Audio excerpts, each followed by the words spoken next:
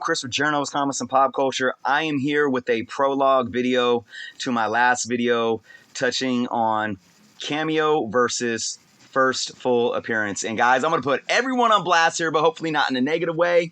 Although I'm at a point where I want to touch on every specific detail. I'm going to run through everyone's comments just because I appreciate the feedback given. So don't take this the wrong way.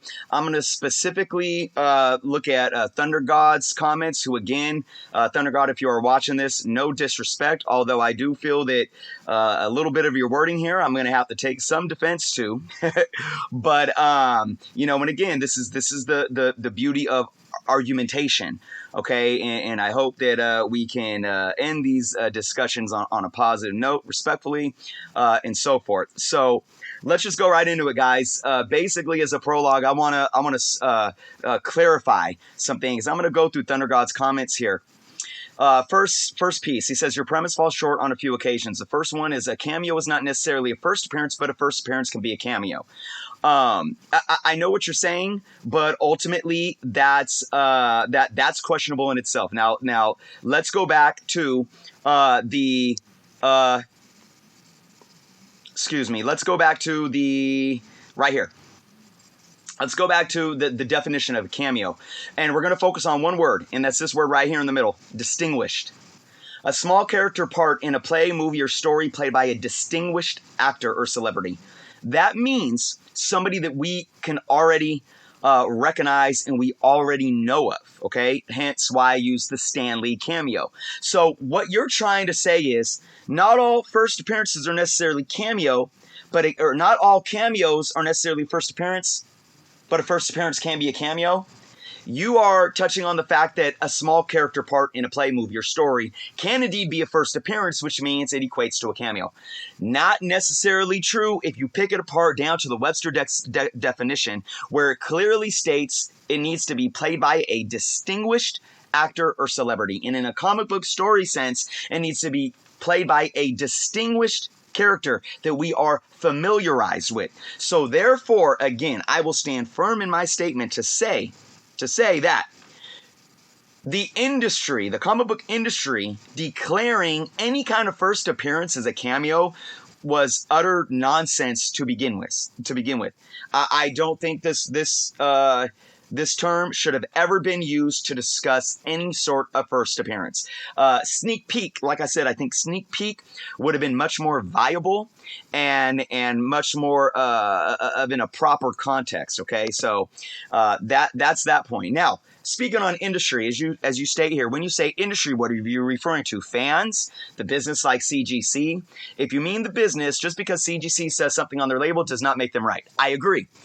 But what I mean by industry is any entity or individual that has inside connection, okay, to the industry itself. So in this case, the comic book industry, it is the publishers, okay? It is the distributors like Diamond. It is recognizable professionals, so to say, like CGC, CBCS. It's the artists, it's the writers, it's the editors, it's all of those things. It's not me or you. Now maybe it's individuals that have YouTube channels that have hundreds of thousands or millions of subscribers. You could call them part of the industry because those people probably have some side of inside connection. Like you probably could see her on the screen beyond the trailer. Grace, I would consider her industry, even though her platform is mainly YouTube. She's part of the industry though. I'm not. I'm a fan. I'm a collector. So no, I'm not part of the industry. So when I say industry, it is those characteristics. So yes, CGC is part of the industry, but to your point, I agree. Just because CGC says something on the label, it doesn't make them right. And then he goes on to say, let me repeat this for you. Just because CGC says something on the label doesn't make them right. I agree 100%. Let's proceed. We as fans dictate the market, not the other way around. That's true, but put an asterisk on it, and I'll get back to that. But CGC can't tell the truth because, as you stated, it would make X-Men 266 invalid. And I agree with that point as well. Right now, 30 years into these comic books, we are not anybody in the industry is not changing the status quo. It is what it is because it's going to thwart the market in a way that's not going to benefit them. So I agree. But let's go back to where you say fans dictate the market. I said that clearly in my initial video. I said that clearly. But fans do dictate the market by following what the industry dictates. And then sometimes we come to the chicken or the egg. What comes first? Conundrum. So ultimately, yes, we dictate the market. And I clearly stated that by saying it is our purchasing powers as consumers that dictate supply and demand. Always. But we allow the industry to dictate what we do with our purchasing power before we even spend our money. Okay? So that's the conundrum. What comes first, the chicken or the egg? Ultimately, we as consumers collectively allow the industry to dictate how we spend our money. If the industry, meaning the publishers or Overstreet or CGC and their labels, we as collectors collectively allow these industry entities tell us what a first appearance is according to their standards, and then we hop on the bandwagon, and then we dictate the market by hopping on that bandwagon. That's my point, okay? Now, I think we have spoken out and demanded more of a demand for what they consider cameos, and it's driven the value up, but we will never do that to an extent to where it puts the value of cameos above what they consider first full appearances. Now, at 622, I stated that there's no cameo, no first appearance. Okay, let me clarify what I meant by that. You misunderstood me, and that's okay. Let's play it right here. Okay, here is Hulk 181. First full appearance of Wolverine. Again, there is no in between. There's no first cameo, there's no first appearance, and then there's no first full appearance. There's not the three, there's only two. Okay, so what I was saying was there's not this, and this. There's never a situation where you get the three. There's never a situation where you get first cameo, first appearance, and then a first full. There's never there's never a scenario with those three. There's only a scenario where you have the two, the first cameo and the first full appearance. So I hope that clears that up. And again, that's according to the industry. That's what they dictate. That's not what we as fans believe. It's what the industry dictates. Then you go on to say the CBR quote is very interesting, but ultimately invalid. It's not invalid. You feel that it's invalid because of that one piece, and I'm gonna show you guys. Okay, this is all. I'm gonna highlight this. This is what was left out. And so the cameo fiction was invented. Okay, so I'm not CBR. I'm not saying that this is fact. I said it in the first video, it's their opinion. They are stating because of the conundrum with the Gambit books, the cameo fiction was invented. So all I was saying was that it could be that this book somehow solidified the idea of calling these certain books cameos. I don't know if that's true. Like you said, you were around in the 70s, and I give you much credit here. But you did state, a little bit about what was going on in the 70s, and that there was the Marvel Index series and Overstreet's Price Guide was in effect back then, and the term cameo was popping up. So it seems that the cameo terminology at least was there. So that's good to know. That's good to know. So the Gambit book was not the beginning of this. All right, so moving forward, we talk about, and I'm going to read here, the term cameo in comics is generally acknowledging as a panel or two. Gambit, okay, again, and this is the vagueness where there's, unless you could provide to me clear proof that there is just like a Webster dictionary gives specific definition of what a word is, okay, that's concrete, just like penal codes and laws are specific, unless you're talking about the Constitution, then that can be according to how we perceive the terminology, right? There is no industry standard that says verbatim, point blank, this is what it is. So reading here, the term cameo in comics is generally acknowledged as a panel or two. And that goes back to exactly what I read from CBR. They said 2 to 3 panels. Gambit in the annual has far more than that and has speaking lines as well. Okay, Hulk has I believe 3 or 4 speaking bubbles in Hulk 180, okay? Venom has what, at least 2 or 3 in Amazing Spider-Man 299. Taskmaster has, I believe, at least 2 in Avengers 195. They're all speaking, and then they're all considered cameo. Okay? Now, the only real thing different with and those are full pages. So Gambit didn't appear on a full page. There was like 7 panels in one page, and he appeared on 5 of them the first time we saw him. So is Venom or Taskmaster appearing on a whole page with lines less than somebody appearing in less than all the panels on one page? How do we differentiate that? Gambit's appearance in the annual is way more like any other cameo that's defined by Cameo by the people in the industry, like CGC, more than it is a first full appearance. This is a giant-sized book where this character has talking lines on one page and is basically in a panel in one scene, or in a few panels in one scene, and then all we see him later on in the book is on a couple other pages where he's like shadowed out in the background.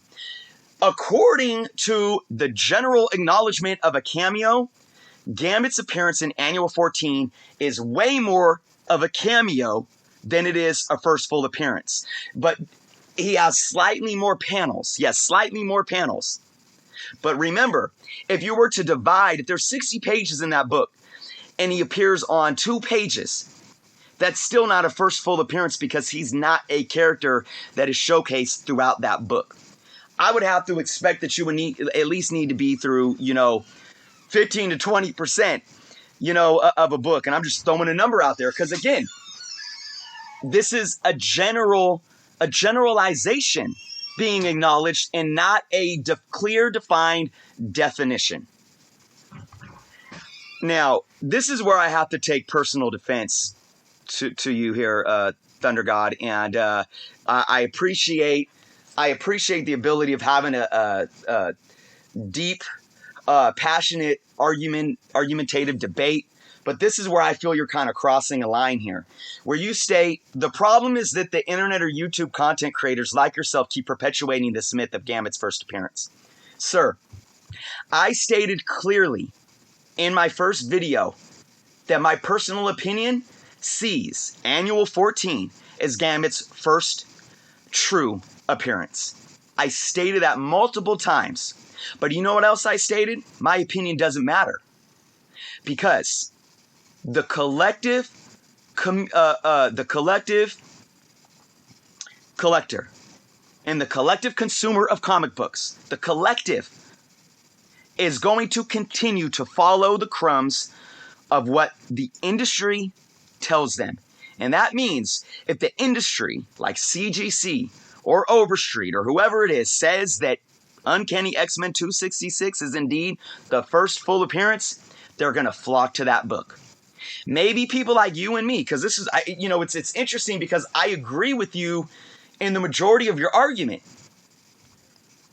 I agree. My opinion says that book, that annual book with Gambit on,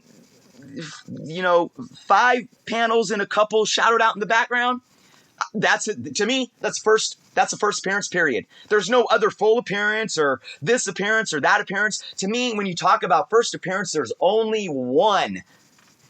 And that's it for me. So for you to sit here and say that that I'm creating content that's perpetuating a myth, and to further say that collectors who don't know any better will listen to this and go buy it, even though it's not, I want you to look at that last statement or sentence or two and kind of try to take a step back from that, because I'm taking that a little personal, and I feel like you're completely overlooking everything that I said. Other than that, other than those 2 sentences right there, and I appreciate you telling me that you gave it a thumbs up. Other than that, I've appreciated this debate from the first time you commented.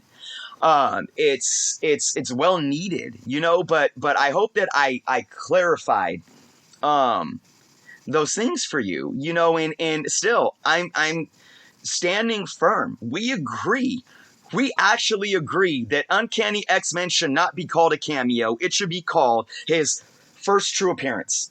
I agree with you. But ultimately, what we believe doesn't matter. And that's the bigger picture here. Okay? And that's why you can't just say, we dictate the market. You can't just say that. If you say that without the other variables, you're taking that out of context. We create the supply and demand. Without us, there is no demand. Without us, there is no value dollar amount on any comic book. We perpetuate that. But we do that by being influenced by an industry first and foremost. And sir, I hope that I get to a point where I can be influential in the industry, like, not to the level of CGC or Overstreet or any of these big heads, but I hope that one day maybe my voice does mean a little something more than just being a collector voicing my opinion. But right now, I'm just a collector voicing my opinion, and my opinion means nothing. Because I guarantee you, or let me say this, if I have $100 in my pocket, right, and I can get 5 near mint books of Uncanny X-Men Annual 14 for $20 each, or I could get a near mint Uncanny X-Men 266 for that $100, one copy, what would I go with? Even though in my heart I believe the annual to be the true first appearance of Gambit, which one would I go with? Would I go with buying 5 of those? Or would I go with buying one Uncanny 266? Sir, I would go with buying one Uncanny 266. Because I know that at the end of the day, my opinion means BS. And I care more about what the industry is dictating the market to do, because we that dictate the market follow the dictation of the industry. What comes first, chicken or the egg? It's tough. It's tough. But it's hard for me to believe that if you had $100 in your pocket, you'd buy 5 annual 14s instead of the one Uncanny 266 too. I mean, I want everyone watching and drop in the comments, if you had $100 to spend in your pocket and you had the opportunity to buy 5 annual 14s or one Uncanny 266, what would you do? I want to know what everyone's answer is on that. So Thunder God, I do appreciate you, and I hope that you can see that, I'm getting into this, but at the end of the day, I have nothing but respect for you. I appreciate you taking the time out of your day and evening to comment in such detail, but I hope I have cleared the air and I've clarified my points, and I will stand firm on them. Now, before I wrap this video up, I do want to go through a few more comments here. The solo film, Reginald says the solo film will never get to be seen. That she might be right. Cool Comic says, I've always considered their introduction by name or actual having a speaking part in the book as a full appearance. And I agree. I ultimately agree. Unfortunately, that's just doesn't stick, right? MF Eckett. I don't know how to state that, but he says, he or she, I don't want to assume. I think some books like Hulk 180 have been going up because so many of us are completely priced out of Hulk 181. That's extremely valid as well, and I agree. I agree there too. That's definitely part of it for sure. And then he goes on to say, we need new definitions. Hulk 180 should be called first appearance. Hulk 181 should be called first full story or cover appearance. This way, both books can be significant. Same goes for Gambit, Venom. I agree 100%, but I'll tell you why it's not going to happen. At least for books that have been around for a decade or 2 or 3 or 4. It's not going to change.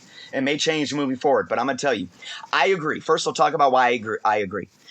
What you just stated here, Hulk 180 should be called first appearance, and then Hulk 181 should be called first full story, first cover appearance, so forth like that. These are more strict definitions. They pinpoint more variables, and I believe this to be extremely vital in how we dictate the terms here. I agree. It should have been like that since day one.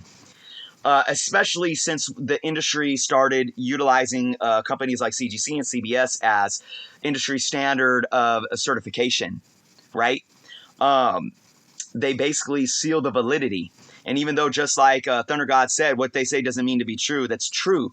But reality isn't reality because it's reality. Reality is reality because of what we believe. Now, I know that might sound like, whoa, what? Like, dude, what are you smoking over there, right? No, but seriously, I'm getting kind of metaphysical here, but reality isn't reality just because it is. It's because we believe it to be, right? So, again, collectively, the majority of collectors are going to believe what the industry dictates. And part of that industry is people like CGC and CBCS. And the reason why I agree with this statement, MFE, CAT, whatever, but it's not going to happen, especially for past books that have been out for a long time, is because it's going to dupe the market. It's going to undermine the market. It's going to drive the value of those books down. Now, by how much, it's hard to say. I think even if they change the verbiage or the dictation and definition of Hulk 181 and Hulk 180, Hulk 181 is still going to be a more demanded book. But it's going to ultimately change the demand moving forward, and the industry doesn't want that. Okay?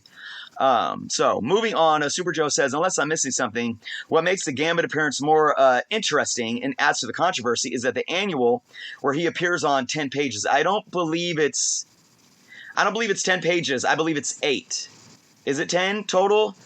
I know there's the 2 pages where he's actually, like, in the forefront. But every other page is like he's in the background in a fight scene. It might be 10, but I thought it was 8. I'm not going to argue that. I don't have that fact off the top of my head. But he says it came out first, but refers to X-Men for details. It was right there on the page shown in the video, meaning that Marvel meant for X-Men 266 to come out prior to the annual.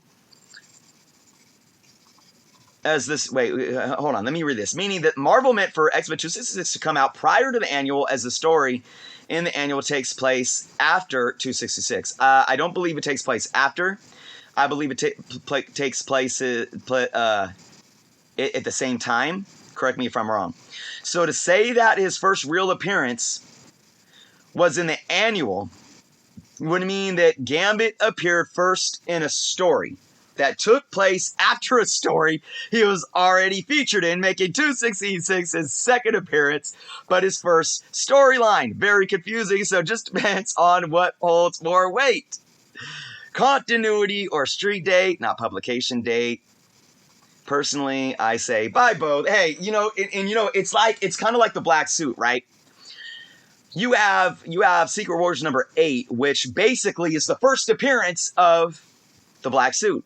Symbiote, right? But it's not, because it came out months later than Amazing Spider-Man 252, which took place after the storyline of Secret Wars, right?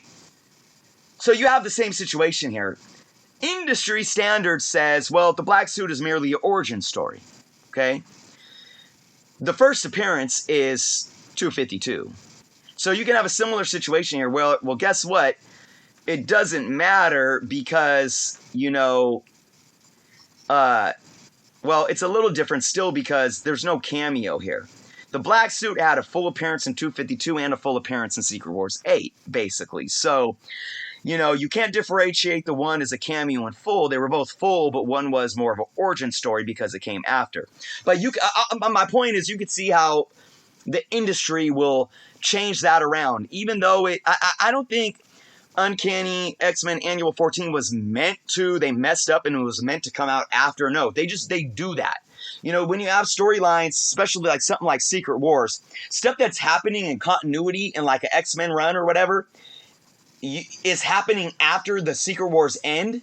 But because Secret Wars has to come out only once a month, it's like the stuff that's happening in the main run of those characters is past the end of that story. And I think that's what they ultimately did with the annual book. They knew that, well, we got to get this annual out, but we're not going to play catch up until 7 months later, right? So ultimately, the industry is defining Annual 14 as a cameo because it's more closer to those vague definitions of he only has a couple talking lines, we only see him in a few panels, and he wasn't a main part of the story, period. Moving down. MF says again. ASM 299 featured not only Venom's first appearance, but is one of the greatest, most impactful first appearances. I love it. I agree. But hey, to the industry, it's a cameo. Brick Gaming says, personally, I prefer first full appearances, and in my opinion, they should hold more weight and more value. But I believe a true first is the cameo appearance, and it's technically a true first, just my opinion. So again, I think I'm agreeing here. You know, it's he recognizes that there's something about what they declare a first full appearance that should hold more weight, and I see that. But it's just the terminology. It's just the terms that they coined that I disagree with. Even if they called Hulk 180 Wolverine's first appearance, period, right? And they called Hulk 181 first cover and first full story. I still think Hulk 181 would be more valuable. I do. But get the names right? And I agree. But the industry is what it is. It's dictated what it is, and it's not going to change. So I'm going to leave it at that, guys. I appreciate everyone taking the time to watch and to comment. Leave some comments down here. I hope you guys answer my question about the scenario of if you have $100 in your pocket, what would you choose? And again, Thunder God, I appreciate you. I don't mean to put all you on blast. I'm actually showcasing you guys, and I appreciate you all. And Thunder God, I appreciate the back and forth. Like I said, I take a little offense to those last couple of sentences, but for the most part, I appreciate you being able to engage this respectfully. And these are just great talking points, you know, and if we were talking face to face, I'd shake your hand and, you know, show you my gratitude and respect for you. We're all in this to collect and enjoy the hobby. And at the end of the day, you know, that's what it's all about. So again, guys, thank you so much for watching. Leave some comments. Hit subscribe if you haven't done so yet. Until next time.